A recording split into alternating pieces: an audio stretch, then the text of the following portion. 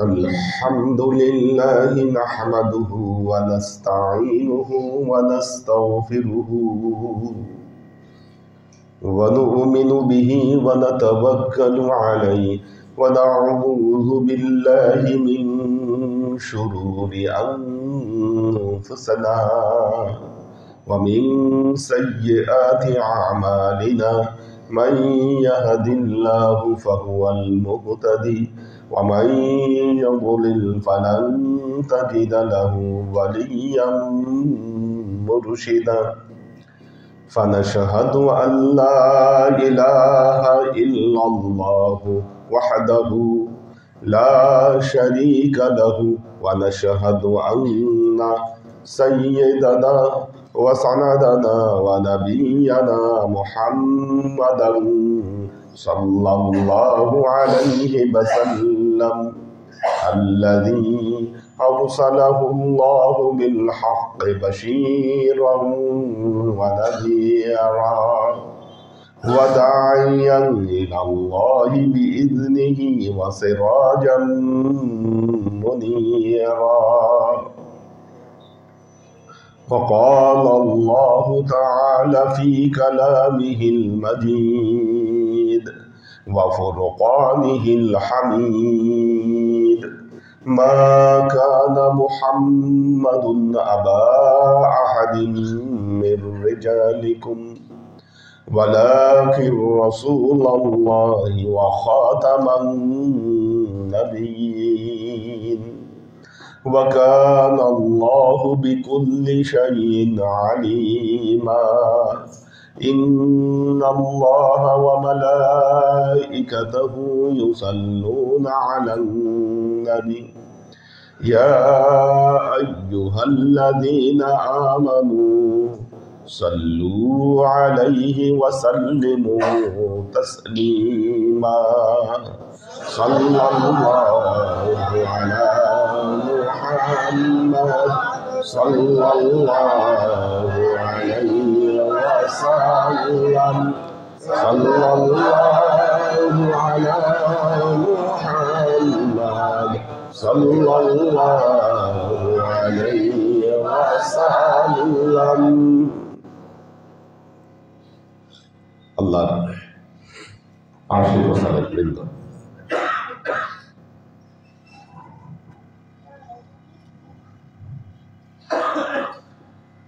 محمد رسول الله صلى الله عليه وسلم এমন এক সময় পৃথিবীতে এসেছিলেন যে সময়কে বলা হয় আইয়ামে জাহেলিয়ার যুগ। অন্ধকারচ্ছন্নতায় পুরো পৃথিবী নিমজ্জিত ছিল। আল্লাহর নবী তাদেরকে এমন ফায়েজ দিলেন, নবুয়তের ফায়েজ, যেই ফায়েজ প্রাপ্তিতে বিশ্বের সর্বশ্রেষ্ঠ জাতিতে এ জাতি পরিণত হল। নবুয়তি ফায়েজে, নবুয়তি ফায়েজ, নবুয়ত বা রেসালাত এটা আল্লাহ কর্তৃক প্রদত্ত একটা লাইট। এটা একটা লাইট, গতকাল কিছুটা আলোচনা হয়েছে এই বিষয়ে। এমন এক লাইট, এমন এক নূর যা আল্লাহ স্বয়ং তার বিশেষ পয়গম্বরদেরকে এই লাইট বা এই নূরটি দান করেছেন।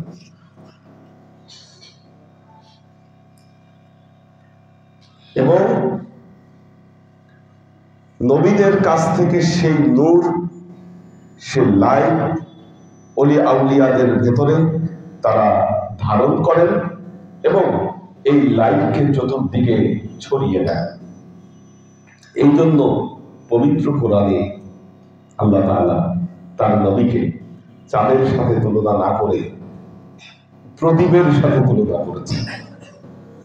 ওয়াদাইয়ান ইলাল্লাহি বিইজনিহি ওয়াসসিরাজান মুনীরা, তিনি হচ্ছেন একটা জ্বলন্ত প্রদীপ। কারণ একটা প্রদীপ থেকে লক্ষ প্রদীপ জ্বালানো যায়, একটা চাঁদ থেকে 10টা চাঁদ বানানো যায় না। এরই উদাহরণ আল্লাহ সূরা নূহের মধ্যে দিয়েছেন, ওয়াজআলাল কমারা ফীহিন্না নূরাও ওয়াজআলাশ শামসা সিরাজা। আল্লাহ বলতেছেন, মা লাকুম লা তারজুনা লিল্লাহি ওয়াকারা ওয়া ক্বাদ খালাকাকুম আতওয়ারা। তোমাদের কি বলো, তোমরা আল্লাহকে প্রকৃতভাবে তোমরা কামনা করছো না? কি হলো তোমাদের? ওয়া ক্বাদ খালাকাকুম আতওয়ারা, আল্লাহ তো তোমাদেরকে বিভিন্ন স্তরে স্তরে তৈরি করেছেন। ওয়াজআলাল কমারা ফীহিন্না নূরা, আল্লাহ তাআলা তোমাদের মধ্যে কিছু কামার তৈরি করেছেন। কামার মানে কি? চাঁদ। আল্লাহ চাঁদ তৈরি করেছেন তোমাদের মধ্যে। চাঁদ তোমাদেরকে কি দেয়? ওয়াজআলাল কমারা ফীহিন্না নূরা, চাঁদ তোমাদেরকে নূর বিলাচ্ছে, নূর দিচ্ছে তোমাদেরকে। ওয়াজআলাশ শামসা সিরাজা, আর আল্লাহ এখানে কিছু সূর্যকে প্রদীপ হিসেবে তৈরি করেছেন। এখানে শামস, সিরাজ কে? মুহাম্মদ মুস্তাফা সাল্লাল্লাহু আলাইহি ওয়াসাল্লাম। কামার কে? আলিয়াম মুর্শিদা। এটাকে নূর হিসাবে আল্লাহ নাম করেছেন। সিরাজ যদি না থাকতো কামার হতো না, শামস যদি না থাকতো কামার তৈরি হতো না। আমরাও জানি, দেখেন কোরআনের যে কি তত্ত্ব, 1450 বছর আগে আল্লাহ নবী এমন এক জনপদে জন্মগ্রহণ করলেন যেখানে মানুষ কি, যে জায়গায় মানুষের কিন্তু এত জ্ঞান বিজ্ঞানের চর্চা সেখানে হতো না। 1500 বছর আগে সেখানে আল্লাহ কোরআনে এই যে একটা উদাহরণ সৃষ্টি করলেন, তার মানে বোঝা যায় এই কোরআন স্বয়ং আল্লাহর কালাম। কি এই জ্ঞান মানুষের কাছে ছিল না তখন, কে কাকে আলো দিচ্ছে, কে কাকে বানাচ্ছে।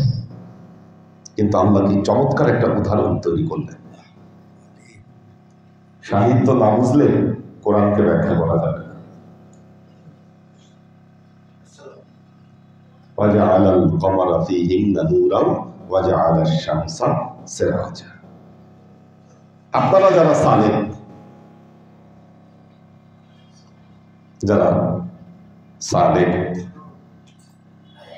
আধ্যাত্মিকতার চর্চা করছেন, বিষয়টা খুব ভালো মতো খেয়াল করুন। আপনারা যারা সালেক, যারা আধ্যাত্মিকতার চর্চা করছেন, আধ্যাত্মিক অভিজ্ঞতা, আধ্যাত্মিক মজা, আধ্যাত্মিক টেস্ট, এর স্বাদ যদি অনুভব করতে না পারেন, তাহলে এই আধ্যাত্মিকতার পথে টিকে থাকা আপনাদের জন্য কষ্ট হয়ে যায়। কি শরীয়ত, এটা একটা ল, এটা একটা আইন। ল, আইন, অন্ধ, এটা প্রকাশ্যে যা দেখে তার বাহিরে কোনো কিছু করতে পারে না, বলতে পারে না। কিন্তু আপনাদের চর্চা যদি শুধু শরীয়তের মধ্যে সীমাবদ্ধ থাকে, আধ্যাত্মিক স্বাদ অনুভব থেকে আপনারা দূরে সরে যাবেন। আজকে পৃথিবীতে আপনারা জানেন মনসুর হাল্লাজ, ওনার বিচার করা হয়েছিল, ওনাকে ফাঁসি দেওয়া হয়েছিল। মনসুর হাল্লাজ কেন? উনি আলাল হক বলেছিলেন, রায় দিয়েছিল। যারা রায় দিয়েছিল তাদেরও অনেকে জানতেন মনসুর হাল্লাজ তিনি হয়তো সঠিক পথের উপর প্রতিষ্ঠিত আছেন, কিন্তু যেহেতু শরীয়ত আপনার ভেতরের হালত বোঝে না, সেহেতু শরীয়তের মর্মে তার বিপক্ষে রায় দিতে হয়েছে মনসুর হাল্লাজ। কিন্তু মনসুর হাল্লাজকে হত্যা করার পরেও তার ভেতরের যে এই জিকির, এটাকে কেউ বন্ধ করতে পারে। ভয় পেয়ে তার দেহকে জ্বালিয়ে যখন সমুদ্রের মধ্যে ফেলে দেওয়া হয়েছে দেহ অবশেষ, সেখান থেকেও দেখা যাচ্ছে জিকির উঠা শুরু করছে আলাল হক। সত্য মিথ্যা আল্লাহ ভালো জানেন। ইতিহাস পর্যালোচনা করা বা এটাকে প্রমাণ করার ক্ষমতা হয়তো আমাদের নেই, কিন্তু মনসুর হাদ্দাজের জীবনের এই কাহিনীগুলো এইভাবেই লিখিত হয়েছে। কাজেই আপনারা মনে করবেন না শরীয়ত এবং মারেফতের যে এই দ্বন্দ্ব, এটা যে শুধু আজকের দিনে তা না। মনসুর হাল্লাজ আজ থেকে প্রায় 1000 বছর আগে তিনি পৃথিবীতে এসেছিলেন, তার সময়ে একই ঘটনা ঘটেছিল। শরীয়ত এবং আধ্যাত্মিক চর্চাকারীদের ভাব এবং অভিজ্ঞতার মধ্যে যে পার্থক্য, দ্বন্দ্ব তৈরি করেছিল, এই দ্বন্দ্বের কারণে তাকে ফাঁসির কাষ্ঠে দাঁড়াতে হয়েছিল। বড় বড় ইসলামিক ব্যক্তিত্ব যারা, আপনারা জানেন ইমাম আবু হানিফা রহমতুল্লাহ আলাইকে চাবুক মারা হয়েছিল, জেলখানায় বন্দী হতে হয়েছিল। বড় বড় আহলে বাইতের অধিকাংশ সদস্য, আহলে বাইতের অধিকাংশ সদস্যদেরকে নির্যাতন, জেল, জুলুমের শিকার হতে হয়েছিল। মানুষের কটু কথা, এগুলোর শিকার হতে হয়েছিল। আমরা আজকে তাদেরকে শ্রদ্ধা করে স্মরণ করছি। পৃথিবীর ইতিহাসে তারা ইতিহাস হয়েছিলেন, কিন্তু মানুষের চাবুকের বাড়ি সহ্য করেছিলেন। এত দূর যেতে হবে কেন? হযরত আবী হুরায়রা রাদিয়াল্লাহু তাআলা আনহু, ওনাকেও চাবুকের বাড়ি সহ্য করতে হয়েছে। উনি বলেছিলেন, আল্লাহর নবীর কাছ থেকে আমি এমন কিছু জানি, সেগুলোকে যদি তোমাদের কাছে বর্ণনা করি, তোমরা আমার কণ্ঠনালী কেটে ফেলবে। কারণ শরীয়ত ওয়ালারা, মারেফত ওয়ালাদের এই যে অভিজ্ঞতা, এই যে তাদের যে জজবা, এটাকে তারা কোনোভাবেই অনুধাবন করতে পারবে না, বুঝতে পারবে না। এই জন্য মাওলানা রুমি একটি কথা বলেছেন, নয়াবত হলে পুখতে হিচ খাম পাস সুখানে কুতা বয়ান আসসালাম। পরিপক্কদের অবস্থা অপরিপক্করা কখনো বুঝবে না। সুতরাং যদি তারা তোমাদের সাথে কোনো তর্ক বিতর্ক করতে আসে, আসসালামু আলাইকুম বলে তাদেরকে বিদায় করে দাও। আল্লাহ তার কালামের পাকে বলছেন, হাল ইয়াস্তাবিল্লাযীনা ইয়ালামুনা ওয়াল্লাযীনা লা ইয়ালামুন। যারা জানে আর যারা জানে না, এই দুই কি সমান হতে পারে? যারা গোপন তত্ত্ব জানে আর যারা গোপন তত্ত্ব জানে না, এই দুই কি সমান হতে পারে? দুই কখনো সমান হবে না। তাহলে আপনি গোপন তত্ত্ব কেন জানতে পারছেন না, কেন অনুধাবন করতে পারছেন না? কারণ আপনি এটার কোনো প্রমাণ দিতে পারছেন না। একজন সালেক, তার ভেতরে কি হালত হচ্ছে, তার ভেতরে কি হাল পয়দা হচ্ছে, সে কি এটাকে প্রমাণ করতে পারবে? কেন পারবে না? কারণ এমন কোনো মেশিন আবিষ্কার হয় নাই যে বুকের ভিতরে লাগিয়ে দিলে প্রজেক্টরে আসলেই দেখা যাবে তার ভেতরে কি হচ্ছে। কি বলে দেখানোর উপায় আছে? যেহেতু উপায় নাই, সেহেতু একজন আধ্যাত্মিক সাধক যখন তার আধ্যাত্মিক অভিজ্ঞতার কথা মানুষের কাছে বর্ণনা করেন, কেউ তাকে পাগল বলে, কেউ তাকে ভণ্ড বলে, কেউ তাকে প্রতারক বলে।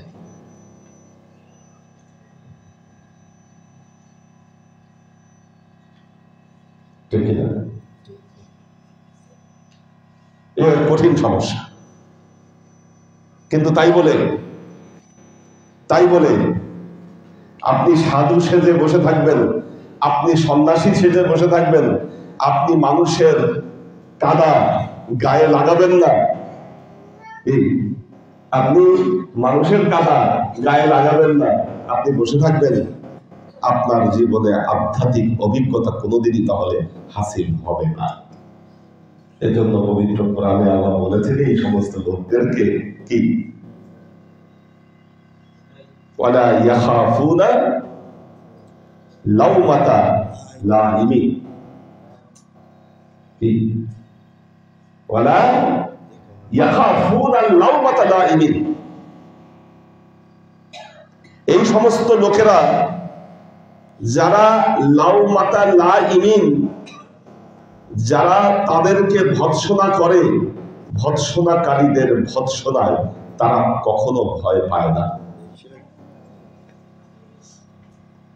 আচ্ছা, আপনারা বলেন, আল্লাহ কি না বুঝে এই কথাটা বলছে কোরআনে? নাউজুবিল্লাহ। কি কোরআনে এমনি কোনো কথা বলা হয়? তার মানে বোঝা গেল আধ্যাত্মিক রাস্তায় যারা পরিপক্ক তাদেরকে লাউমাতা লাইমিনের শিকার হতে হয়। কি লাউমাতা লাইমিনের শিকার না হতে হলে আল্লাহ কি কোরআনে এই কথা বলতেন? ওয়ালা ইয়াখাফুনা লাউমাতা লাইমিন। তারা মানুষের ভৎসনায় তারা কি করে না? তারা ভয় পায় না। আপনি পীরের দরবারে আসেন, মানুষ আপনাকে ভৎসনা করে, পাগল বলে। আপনিও এমন ব্যক্তি, আপনি মানুষের কথা সহ্য করতে পারেন না। আপনি চিন্তা করেন আমার কি ঠেকা পড়ছে, আমি মানুষের বদনাম আমি কাঁধে নিব, তার চেয়ে আমি সাধু সন্ন্যাসী হয়ে বসে থাকি।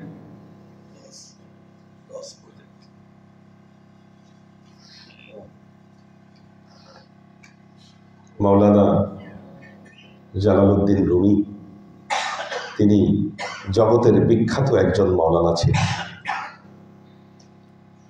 আপনারা বলেন পৃথিবীতে কত শত মাওলানার জন্ম হয়েছে, কত শত মাওলানা পৃথিবী থেকে হারিয়ে গেছে, কেউ মনে রাখেনি তাদেরকে। মাওলানা জালালউদ্দিন রুমির পরিণতি তাই হতো। কি বিশ্বাস করেন, আমার খুব আফসোস লাগে।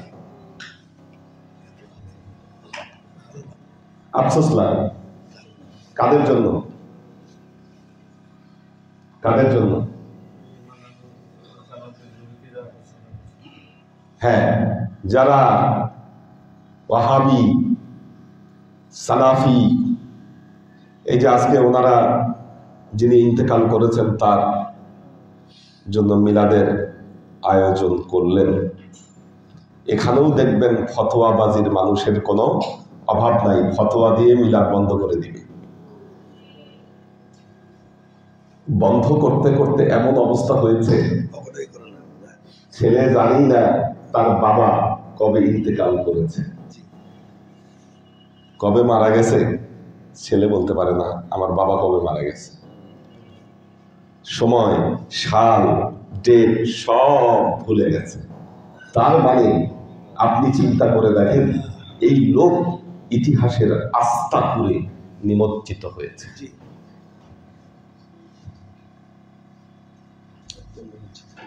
ইতিহাসের আস্থা করে নিমজ্জিত হয়েছে।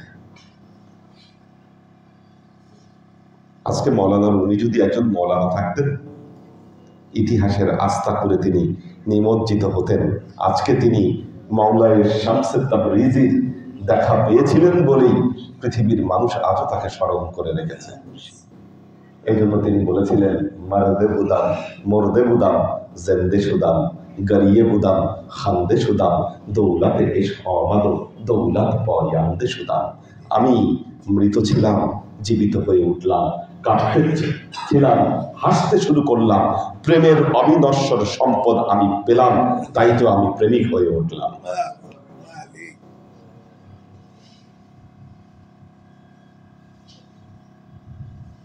আল্লাহ আশেক ও সালেক বৃন্দ। সুতরাং আল্লাহ সূরা মুমিনুনের মধ্যে ইরশাদ করেছেন, قد أفلح المؤمنون الذين هم في صلاتهم خاشعون।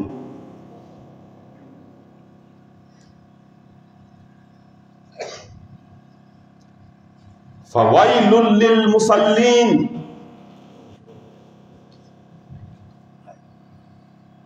মারাত্মক কথা। ওয়াইলুল লিল মুসাল্লিন। ওয়াইল মানে তো ধ্বংস। ওয়াইল আবার একটা জাহান্নামের নাম। ওয়াইল 7টা জাহান্নামের মধ্যে একটা জাহান্নাম। আল্লাহ বলতেছে ওয়াইল নামক জাহান্নাম ওই নামাজ আদায়কারীদের জন্য। নামাজ আদায়কারী তো জান্নাতে যাবে, তা আল্লাহ বলতেছে জাহান্নাম নামাজ আদায়কারীদের জন্য।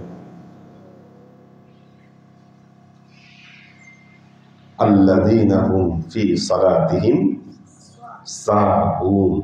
নামাজ আদায়কারী, নামাজ পড়ে না তা কিন্তু না।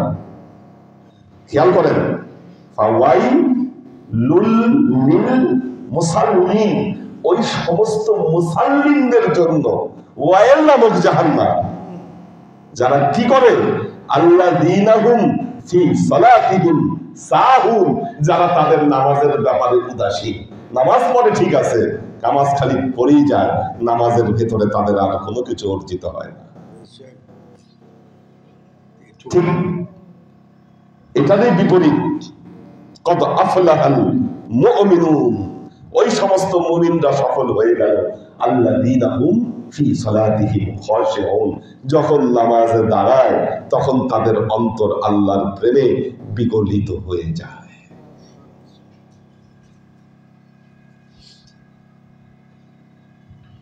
আল্লাহর আশিক ও সালিক বৃন্দ, তাহলে কি আছে আমার নামাজের মধ্যে? কোথায় আমি বিগলিত হব? কোথায় আমি ওই সাহুন নামাজ আদায়কারীদের থেকে আমাদের নিজেদেরকে আলাদা করব? এই আলাদা করতে না পারলে আপনার জন্য চরম পরিতাপ। আল্লাহর আশিক ও সালিক বৃন্দ, ভাবতেছেন আপনার জন্য জাহান্নাম কনফার্ম, জান্নাত কনফার্ম হয়ে গেছে, আপনি ভাবতেছেন এত সস্তা। নামাজ পড়তে পড়তে কপালে দাগ ফেলে দিচ্ছেন আর ভাবতেছেন আল্লাহ আপনাকে জান্নাত দিবে না তো কাকে জান্নাত দিবে? জান্নাত তো আপনার নামে রেজিস্ট্রি হয়ে গেছে, অথচ আপনি সাহুন নামাজ আদায়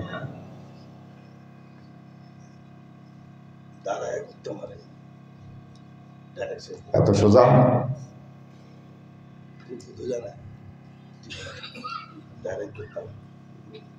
আল্লাহর আশিক ও সালিক বৃন্দ, এজন্য আমাদের নিজেদেরকে জানার সাধনায় নিয়োজিত হতে হবে।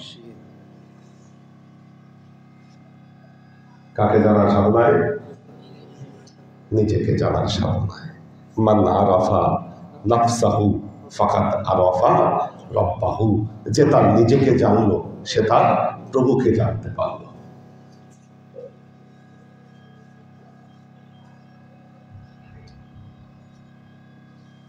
নিজেকে জানবেন মানে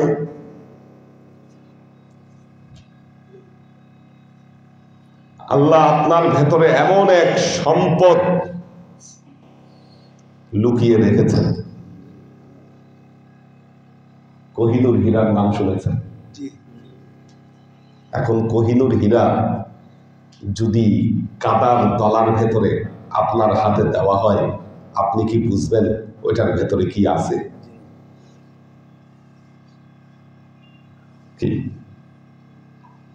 এই কোহিনূর হীরা তো একটা দুনিয়াবি একটা সম্পদ মাত্র আল্লাহ তৈরি করেছেন। এই কোহিনূর হীরার চেয়ে লক্ষ কোটি গুণ মূল্যবান একটা সম্পদ আল্লাহ আপনার ভেতরে, এই কাদার শরীরের ভেতরে আল্লাহ ঢুকিয়ে দিয়েছে। এই শুধু মানুষের মধ্যে আছে, পৃথিবীর কিন্তু আর কোনো প্রাণীর মধ্যে নাই। গরু বলেন, ছাগল বলেন, আর যত 18,000 মাখলুকাত, এরা চলে ফেরে ডাকে, এদের ভেতরে শুধু চালিকা শক্তি আছে। আপনার ভেতরে যা আছে এটা কিন্তু তাদের ভেতরে নাই, তাদের ভেতরে নাই এটা। আপনি যদি এই যে ভেতরে মূল্যবান একটা জিনিস আল্লাহ আপনার ভেতরে ঢুকিয়ে দিলেন, এটার ফায়েজ, এটার ভাইব, এটার আলো, এটার নূর যদি আপনি অবলোকন করতে পারেন, আল্লাহ বলেছে সে আমার পরিচয় লাভে সামর্থ্য পাবে।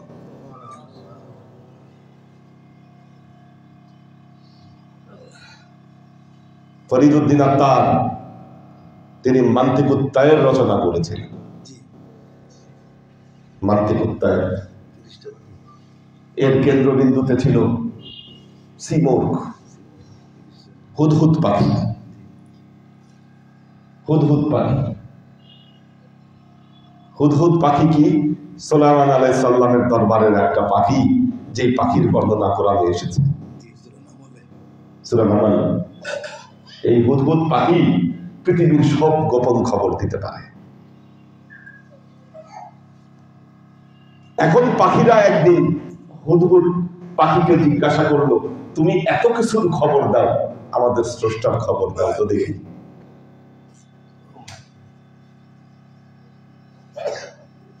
হুদহুদ পাখি বলল, স্রষ্টার খবর জানতে হলে তোমাকে সি মর্গের কাছে যেতে হবে, চলো আমরা যাত্রা করি। এখন সবাই বলল, যাত্রা করব, কি দরকার, আমরা যা আছি ভালো আছি, ভালো আছি, খাচ্ছি, দাচ্ছি, ঘুমাচ্ছি, শান্তির কোনো অভাব নাই, আমরা যাত্রা কেন করতে হবে আমাদেরকে? ভালো আছি, কেউ রাজি না। হুদহুদ পাখি বোঝালো, যদি এই পথে যাত্রা তুমি না করো, আজীবন দাসত্বের শৃঙ্খল থেকে নিজেকে মুক্ত করতে পারবে না। কিসের শৃঙ্খল? আল্লাহর আশেক ও সালেক বৃন্দ, পরিতাপের বিষয়, আপনারা সবাই দাসত্বের শৃঙ্খলে আবদ্ধ রয়েছেন।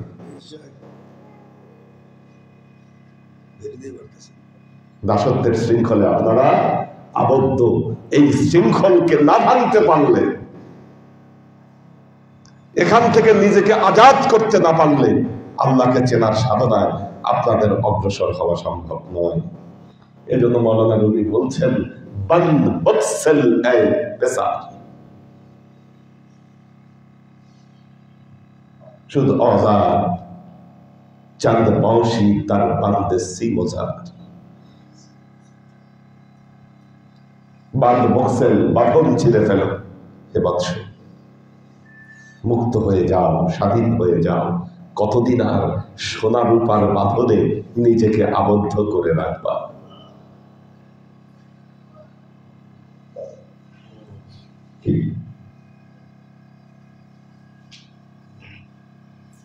কেন আপনার ভেতরে আধ্যাত্মিক অভিজ্ঞতা জন্ম নিচ্ছে না?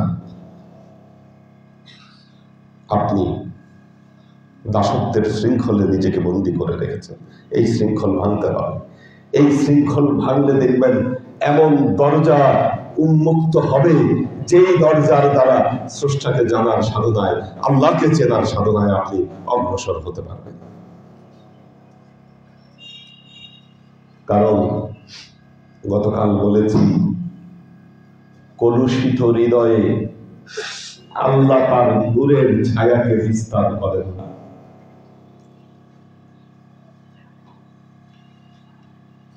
কলুষিত হৃদয়ে, মনে রাখবেন, কলুষিত হৃদয়ে আল্লাহ তার নূরের ছায়াকে বিস্তার করেন না। যে হৃদয় বস্তুবাদের দাসত্বকারী, সেই হৃদয়ে আল্লাহর নূর কখনো চমকাতে পারে না। আপনি এই বস্তুবাদের দাসত্ব থেকে নিজেকে মুক্ত করেন, আপনার অন্তরে আপনি আল্লাহর নূরকে দেখতে পাবেন।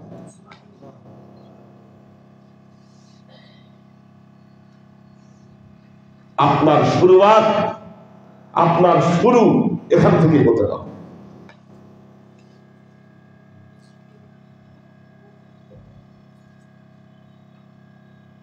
আল্লাহর আশিক ও সালেক বৃন্দ, আপনার সবকিছু আছে, তবুও যদি আপনার ভেতরে হাহাকার থাকে, মনে রাখবেন আপনি খুব হ্যাপি, আপনার কোনো কিছু অপূর্ণতা নাই, আপনি খুব হ্যাপি একজন মানুষ, ভালো আছেন আপনি, এবং এই আপনার দুনিয়ার গোলামি, কিছু জাগতিক আর্নি, কিছু বস্তু বা কি, এগুলো নিয়ে আপনি সন্তুষ্ট।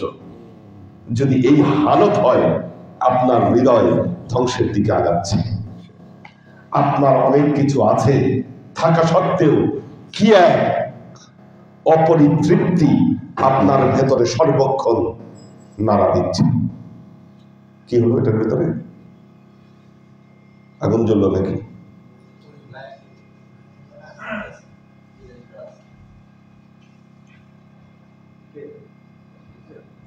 হ্যাঁ,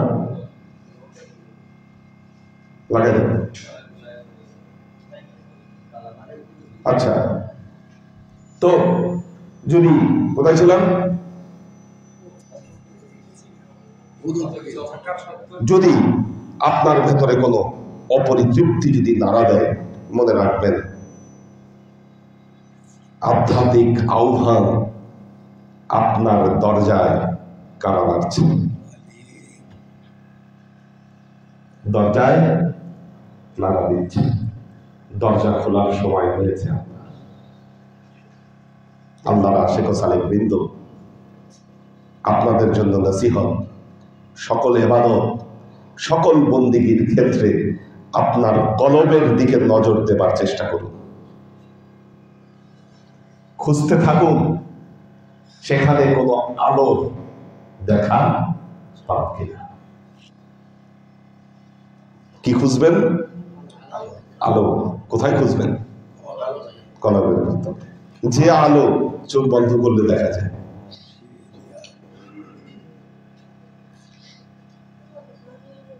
আপনি যখন স্বপ্ন দেখেন, স্বপ্ন দেখে নাই এরকম কোনো মানুষ এখানে নাই। দেখছেন না স্বপ্ন? স্বপ্ন দেখার সময় আপনার দুই চোখ তো বন্ধ থাকে।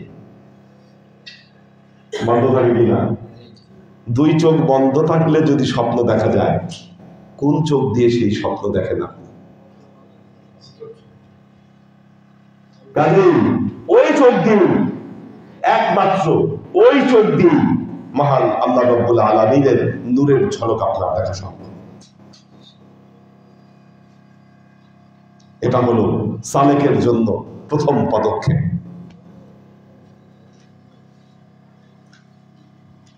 এটা সালেকের প্রথম পদক্ষেপ।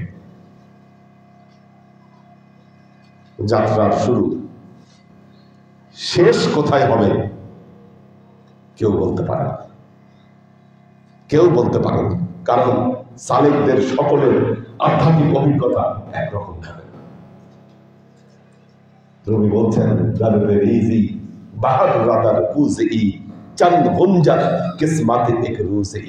যদি একটা কলসির মধ্যে তুমি পুরো মহাসাগর ঢুকানোর চেষ্টা করো, কতটুকু আটবে? একদিনে যতটুকু খাওয়া যায় ততটুকুই তো, এর চেয়ে বেশি আহার সম্ভাবনা নাই। উনি আরেকটি উদাহরণ দিয়েছেন যে একদল অন্ধ হাতি দেখতে চাইল। অন্ধ দেখতে চাইল হাতি। একটা রুমের মধ্যে হাতি এনে সবাইকে ঢুকানো হলো। কেউ হাতির সুর ধরলো, কেউ লেজ ধরলো, কেউ পা ধরলো, কেউ দাঁত দুটা ধরলো। যখন জিজ্ঞাসা করা হলো হাতি সম্পর্কে, এক একজন এক এক রকম বর্ণনা দিল। কিন্তু এই আধ্যাত্মিক অভিজ্ঞতা আপনাকে অবশ্যই উপলব্ধি করতে হবে, এবং এই উপলব্ধির জন্য আমাদের কিছু আমল, কিছু রিচুয়ালস প্রত্যেক সালেককে চর্চা করতে হবে, ম্যান্ডেটরি। যেই চর্চা প্রাথমিক পদক্ষেপ হলো ফজর মাগরিবের যে ওয়াজিফা, শুধু এখানেই শেষ না, আরো আছে। আমাদের যাত্রা শুরু, ইনশাআল্লাহ এই যাত্রা চলতে থাকবে। বারাকাল্লাহু লানা ওয়া লাকুম ফিল কুরআনিল আযীম ওয়া নাফা'ানা ওয়া ইয়্যাকুম লা আয়াতি ওয়াজ যিকরিল হাকীম ইন্নাহু তাআলা জাওয়াদুল কারীমুম মালিকুন বাররাউফুর রহিম। এটি কাজ।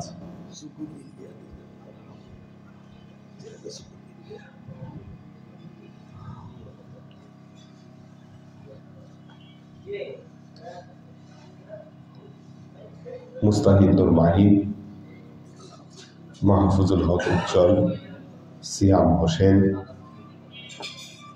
জরিনা হাবিবা রাসি, খাদিজা মেরি,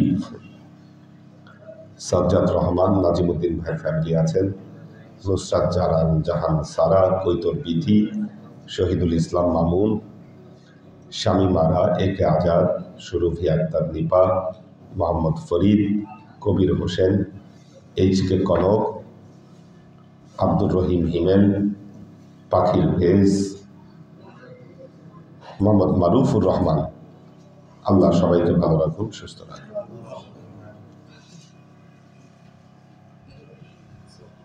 আমাদের মিলাদ আছে, কি নাম ওনার যিনি ইন্তেকাল করেছেন?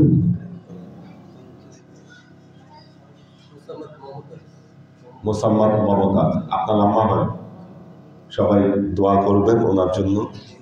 আমরা সবাই সূরা ফাতিহা 7 বার, সূরা ইখলাস 9 বার, দরুদ শরীফ 11 বার আমরা পাঠ।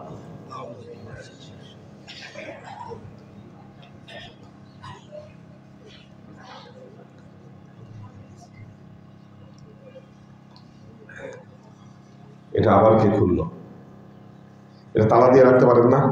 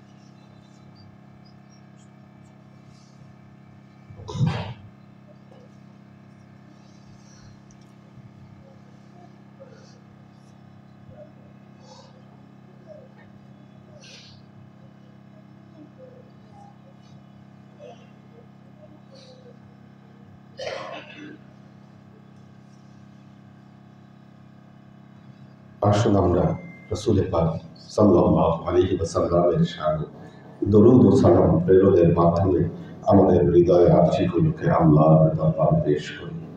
وأشرق البدر علينا واتفت منه البدور مثل حسنك ما رأينا قط يا وجه السرور صلى الله على محمد صلى الله عليه وسلم صلى الله على محمد صلى الله عليه وسلم يا حبيبي يا محمد يا عروس الخافقين يا مؤيد يا مملك يا إمام القبلتين صلى